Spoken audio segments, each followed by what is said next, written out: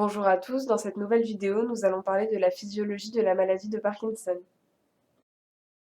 Sur le plan neurologique, la maladie de Parkinson se caractérise par la dégénérescence sélective des neurones dopaminergiques du mésencéphale.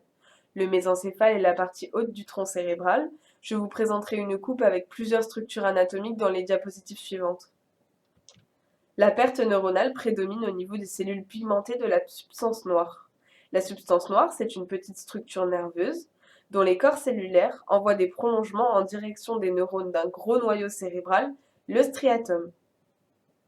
Le neurotransmetteur qui intervient au niveau de ces synapses est la dopamine. Elle est présente en grande quantité dans la substance noire et dans le striatum, car elle s'accumule dans les terminaisons présynaptiques. Chez le sujet parkinsonien, les lésions du striatum sont massives et hétérogènes. De plus, elles ont une disposition spécifique. Elles débutent au niveau du putamen, qui est la partie latérale du striatum, puis elles s'étendent vers la direction médiane. Ces lésions sont responsables du syndrome parkinsonien réversible par la lévodopa. Dans cette coupe, on a la localisation du mésencéphale, ici, et la localisation du striatum, ici. Dans la coupe suivante, on précise un peu plus la localisation du putamen, qui est une partie du striatum. Toujours dans les lésions dopaminergiques, chez les malades, on constate une disparition progressive des neurones de la substance noire. Vient alors le moment où il n'y a plus assez de dopamine pour permettre l'activation du striatum.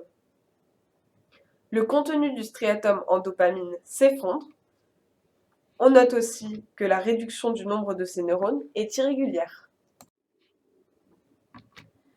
Les corps de Lewy, qu'est-ce que c'est?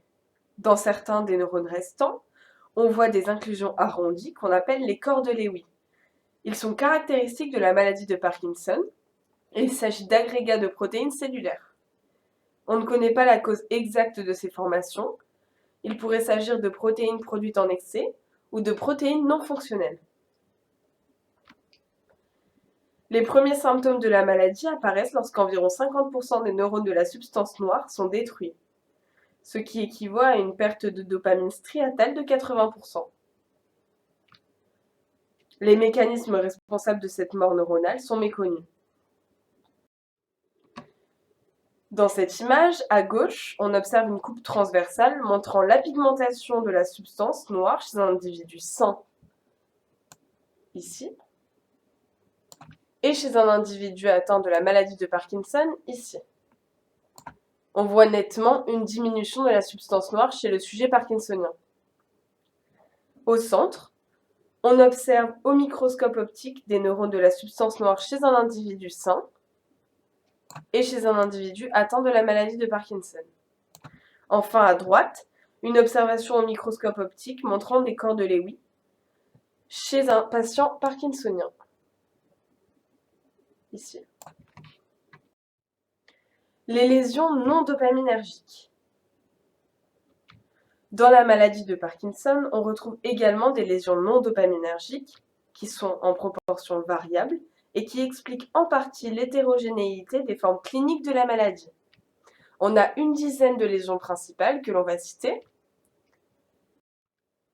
Tout d'abord, les noyaux du tronc cérébral, les noyaux du raphet, le noyau basal de Meiner,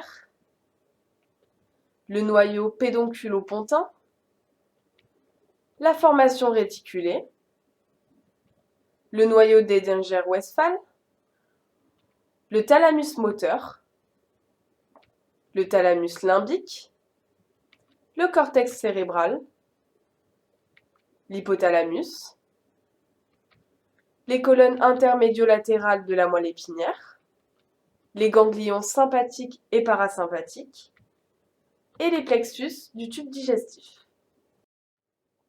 En conclusion, dans la plupart des cas, la cause de la maladie de Parkinson demeure encore inconnue.